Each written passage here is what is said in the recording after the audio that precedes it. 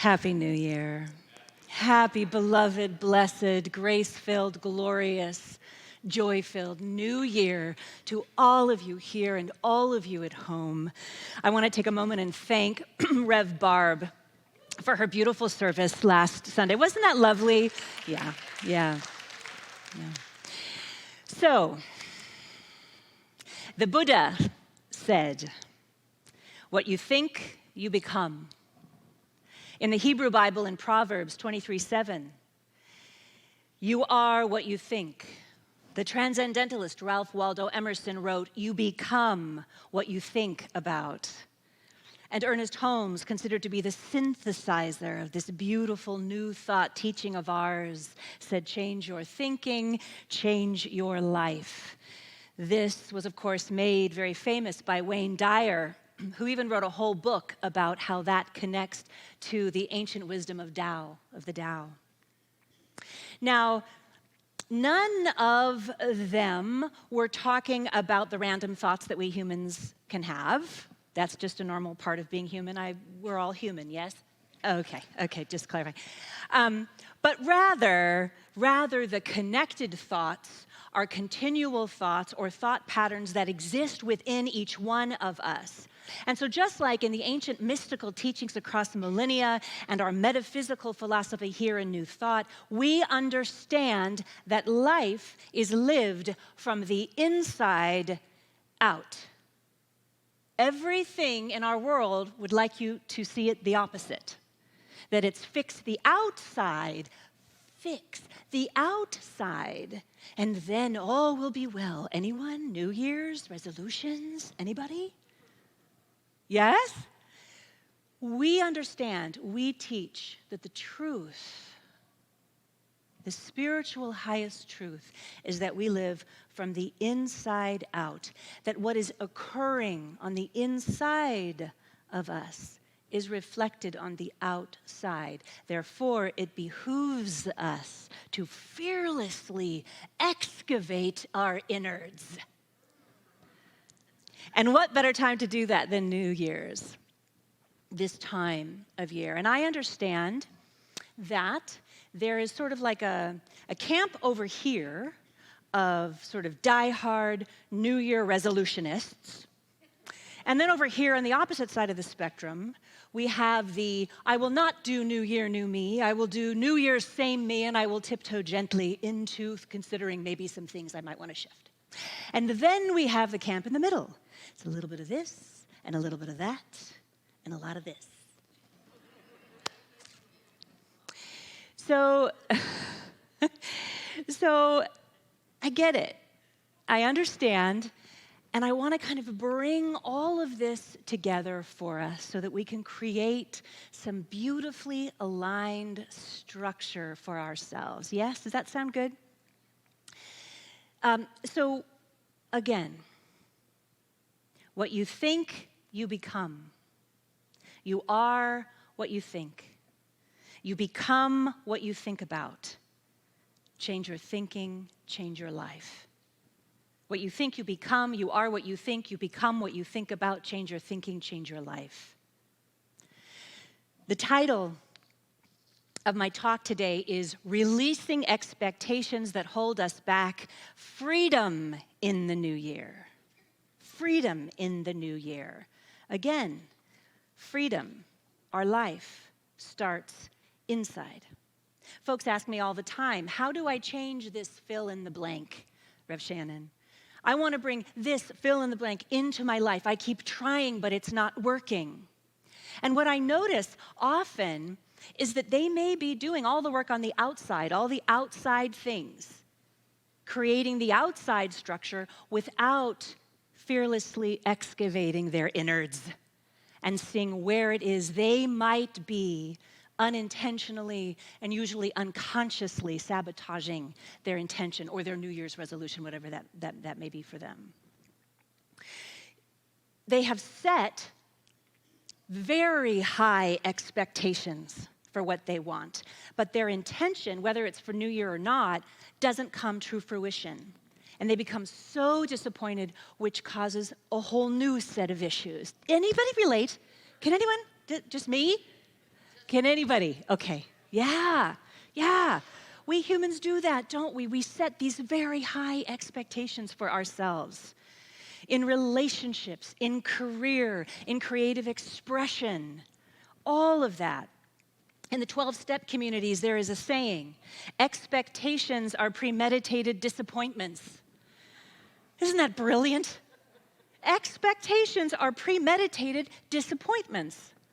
So often we have glued ourselves to whatever that expectation is for whatever that thing is. And I know that this can be tricky. I get it.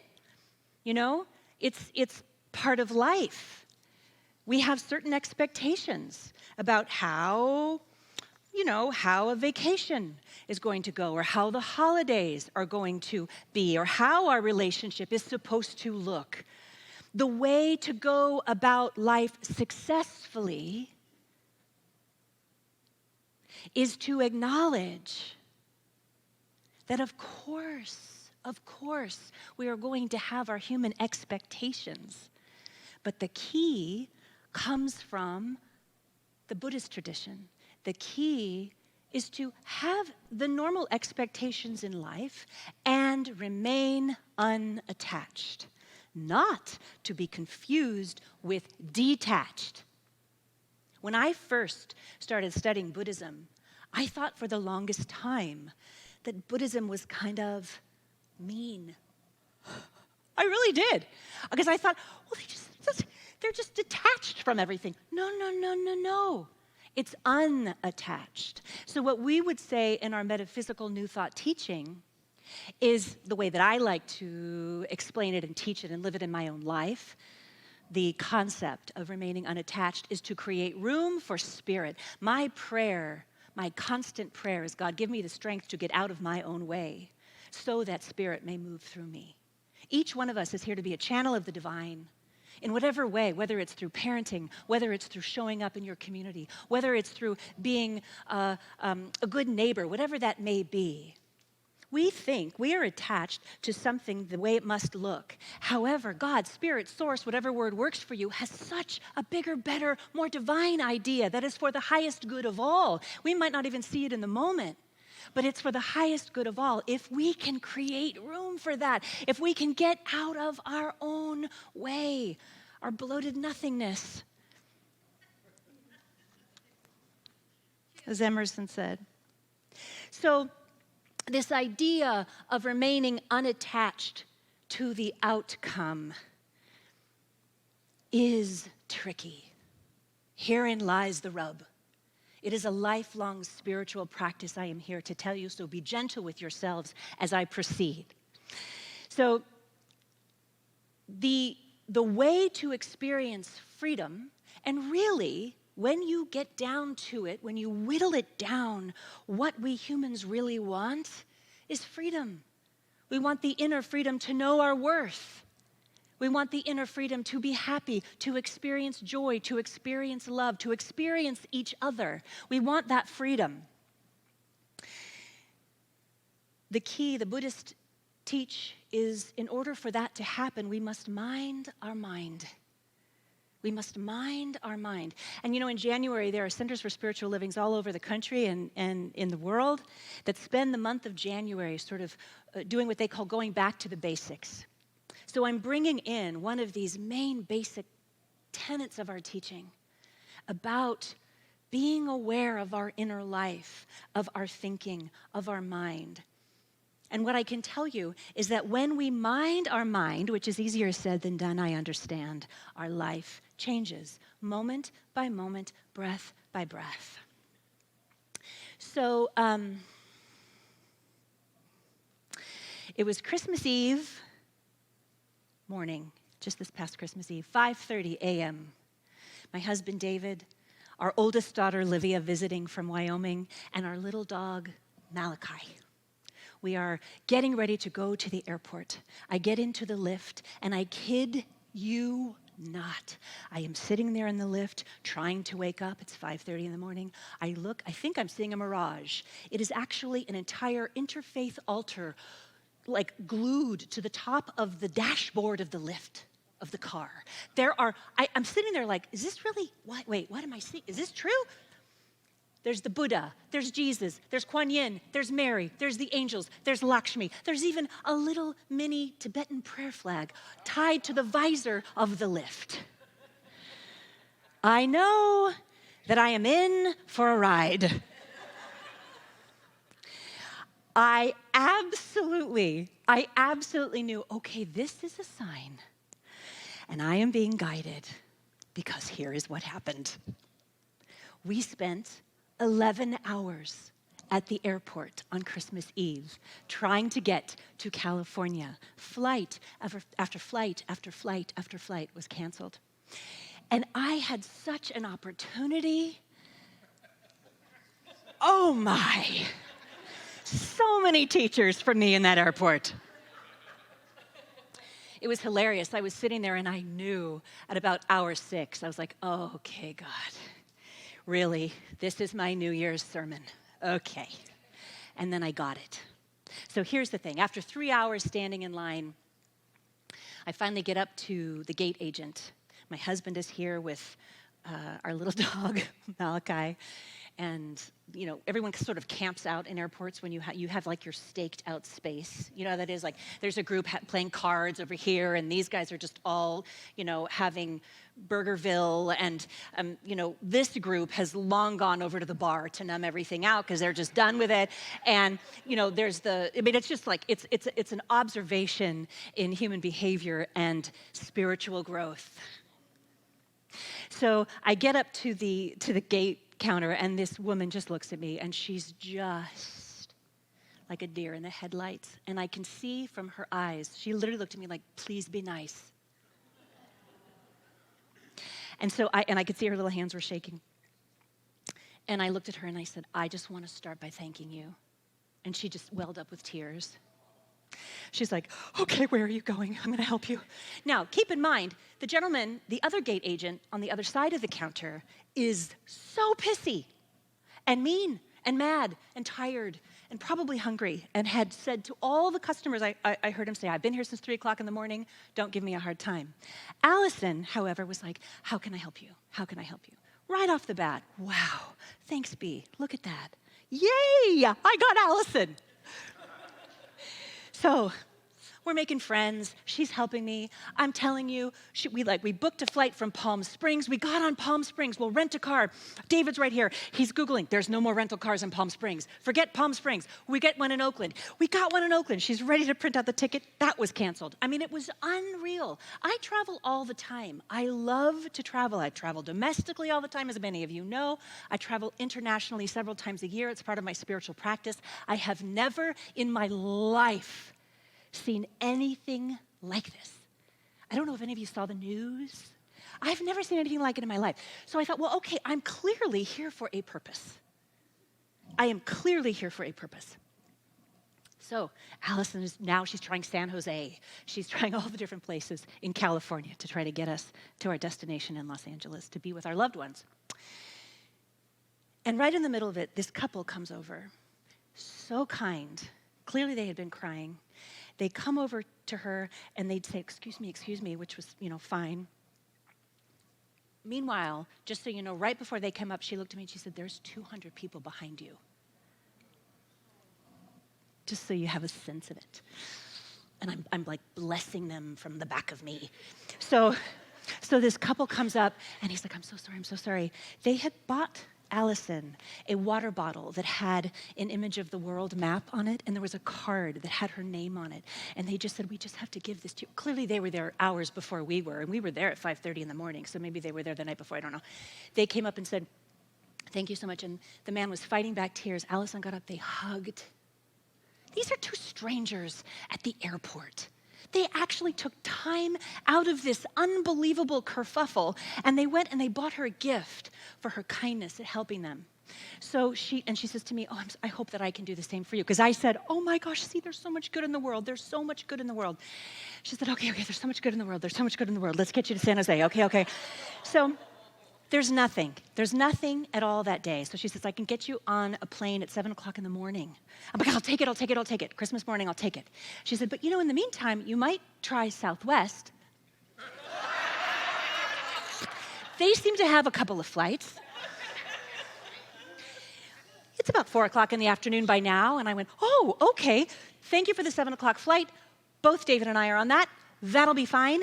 Livy was going back home to her family in Wyoming. We were getting that all situated. I say to my husband, honey, let's go to the other side of the airport and try to get on some planes at Southwest. So we're walking, and I'm booking all the flights, just all the flights. Book, let's just get home. So we get to the Southwest terminal, and all those flights were canceled hour after hour after hour after hour. So we go home, and then we come back 6 o'clock in the morning. Again, for our flight, we're checked in, we're ready to go, it's canceled. So we go back to the Southwest terminal because they have so many flights available. So there we are, camped out, second day at the airport. We got the dog, we got all the things, we got the food, there's all the people doing their things, there's the people at the bar, all the same characters are in place. At about hour 5, Christmas Day, about hour 5, this mom, I hear her going, come on, honey, let's just do this. She's in the middle of, the walkway where there's like the gates here. She's just in the middle of the whole thing. And she got a little stuffed animal, and she's playing catch with her little 5-year-old, maybe 5 or 6 boy. And she is FaceTiming her wife, and they are playing catch with him in the airport. I'm sitting there and I'm thinking, and she is, of course, disappointed, of course, sad. And she is making the best of it. She is FaceTiming her wife while she plays fetch with this. And she says, well, he's had 4 hours of screen time, so we have to do something. And I'm thinking to myself, oh, there is so much God in that. There is so much God in that. And then the woman behind me, who could have won the Olympic gold medal for complaining, missed it entirely and just started complaining even more angrily. And it was incredible what that was happening. So I'm sitting there and I'm just sending her love, and she's getting louder and louder. And so the cheerleader over here is getting louder and louder. Come on, honey, come on. It's like this battle of wills, And then I notice that there is a young girl, maybe 14, in the aisle right in front of me in a chair with her little brother. His name is August. I hear that in their conversation. He's about 8 or 9. And the whole time, this young girl has been so good with him. She has made sure that he had snacks, but not too much sugar. She's been reading to him. They've been playing games. She's been so mindful and so loving with him. And finally, about 3 hours later, so we're now into the evening, little August just stands up and he has these little glasses. He's just the cutest thing. You can't even believe it. He gets up and he says, that's it. I'm leaving. And he takes his backpack and he starts leaving. And she's like, and she's got all the things all spread out. And I said, oh, it's okay, honey. You go get him. Go get him. I'll watch all this. So she goes and she gets him and she brings him back and she sits down. And I can see that she's just absolutely exhausted. And he's having a meltdown. And she's trying not to have a meltdown. She's young herself. So I wait a moment. God nudges me, Spirit nudges me. You know how love does that inside of us? And I just come over to her and I sit down next to her and I said, sweet. And we've been there for hours. She's like met the dog, the whole thing. I come over and I sit down and I said, honey, I'm a mom, just so you know. And I want you to know you're not alone in this. I'm here for you if you need anything. Do you need anything? Can I support you? How can I support you? And she just kind of took a deep breath and she's like, oh, it's okay. I said, all right, I'm happy to talk to your parents if you want me to, or support you in any way. If this flight gets canceled, you might need a ride. I'm here. I'm safe. It's really okay. I'm happy to talk to your parent. And she goes, okay, thank you. And I said, by the way, my name is Shannon. And she teared up immediately and she goes, my mom is named Shannon. I said, oh, okay, see, it's a sign, it's a good thing. And she goes, I'm gonna call her, I'm gonna call my mom right now. I said, okay. So she called her mom, Shannon, and like 5 minutes later, they were packing up to leave. Clearly, it was a situation of maybe it was a 2-family household, and she was trying to get her little brother to the other family, to the other household, and it wasn't working.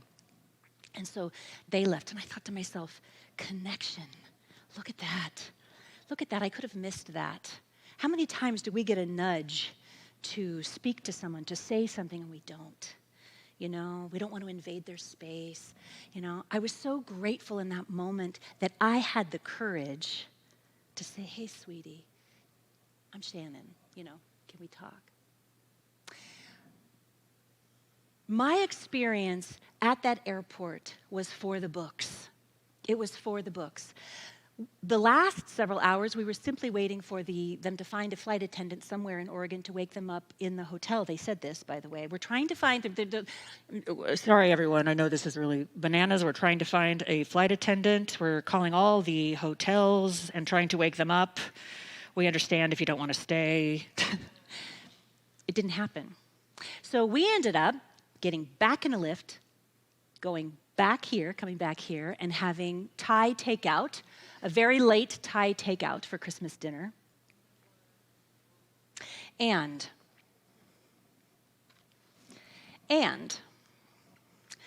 I had started in December working my way through this beautiful book, 365, A Year of Daily Wisdom from Ernest Holmes. In it, there are quotes from the Bhagavad Gita and Ralph Waldo Emerson and Proverbs and the Christian and Hebrew Bible, all kinds of really cool things in this book. And what I want you to hear, having just shared with you that experience. So hold that over here, and now I want to reread what Bernalee shared with you earlier. Ernest Holmes wrote, and it's for today. We should believe that God is the invisible partner in our lives and affirm that divine love goes before us and prepares the way. We should permit ourselves to be guided, for there is something within us deep at the center of our being which knows what we ought to do and how we ought to do it. I know how to meet every situation in calm trust and with the complete conviction that divine intelligence is guiding me. The same intelligence, he writes, that governs the planets in their course is now acting as a law of good in my personal experience and in the experiences of everyone around me. It's so easy to hear something like that when you're not at your 15th hour in the airport. Yes? We should believe that God, spirit, source, quantum consciousness, energy, the universe, whatever word you like, is the invisible partner in our lives, and affirm that divine love goes before us and prepares the way. We should permit ourselves to be guided. So connecting this to the idea of expectations, how does that fit? When we have expectations of how we want something to happen, how we want something to be, and it doesn't happen, how can we then say that that experience is being guided by the divine? How does that work? Faith. The faith that there is something greater at work on the behalf of the good of all. There are things that I don't even know and will not know until I leave this earthly plane of why in the heck that happened. But I trust and know that as hard as that was, as challenging as that was, for not only me, really, because 20 years ago, I would have been on the floor having a temper tantrum. Let's be clear. The dashboard was guiding me, the lift, yes? This is a spiritual, there's God in this here for me, for all of us, somewhere in this. And the invitation is, how am I to show up in this kerfuffle? How? So, of course, every single person in that airport had the expectation that they would be traveling for the holidays. Every single one of them had planned to be with loved ones or to take a break from work, whatever it was. All had placed for themselves expectations on how this was going to look. So how do we have the normal expectation of something without being attached to it, especially something like Christmas? Again, it is to be non-attached. What we think, we become. Dr. Rick Hanson is the author of The Buddha's Brain, and he talks about the idea that our untrained mind or brain is wired for negative thoughts because thousands and thousands and thousands and thousands of years ago, we were prey. We were prey. We had to be very careful of the next lion or tiger or snake attack. We were fighting for our next meal and wanted to be sure that we weren't the next meal for some creature, right? And so we had this reptilian brain of survival. And my friends, the thing is we see that rear its ugly head in situations like this. For some, are you following me? You can see that reptilian brain. I saw it. Because the thing is that right now we are living in this time of human evolution where we are moving out of that low vibration, that low reptilian brain vibration, and into a higher one of love and trust. This is why we are all gathered here, all of us, to begin to live a life in a higher vibration than that. Something that we species over millennia have been learning. We've been learning, all of us. And as a side note, I just want to say this is why when so many of us witness other human beings acting out in that low vibration, that old idea of the dog-eat-dog world, the old idea of the lie of survival of the fittest, it can feel so jarring.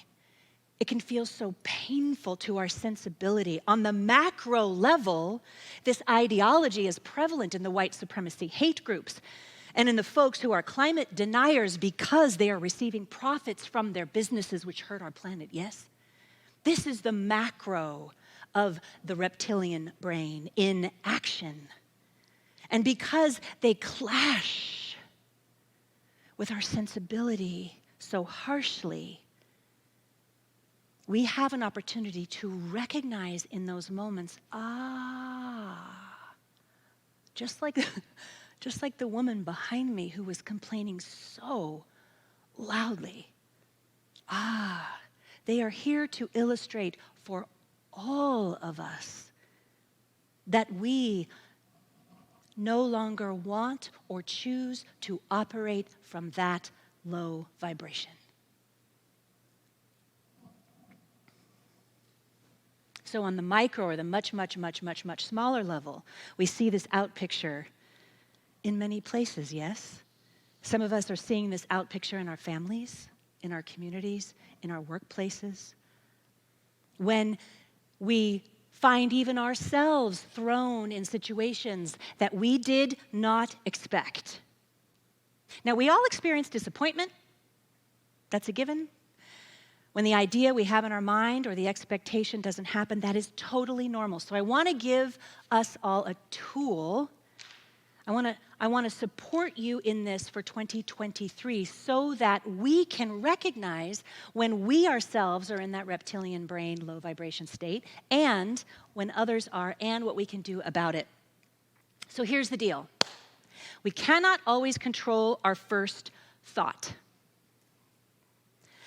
When the woman behind me, the epic complainer of the ages, was complaining so loudly you could hear her all the way in the next terminal,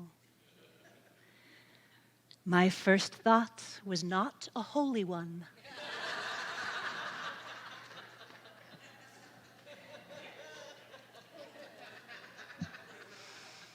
Often, we cannot control our first thought. We are all humans. Yes, I hope? Yes. However, we can choose to control our second one. And we can take action on our second one. This process is called first thought, first action. We have our first rather unholy thought. And if we can catch it early, we can move to the second thought where we choose peace, where we choose compassion, where we choose love, where we choose presence, or to be or to remain present, so that we can take the action, so that we can take an action based on that second thought. Are you following me? All right. Now, what action might you take? I have a suggestion. Gather evidence of good. in the situation that you are in that moment, I invite you to gather evidence of good, of good. You know, there is an author by the name of James Clear. He wrote a book called Atomic Habits.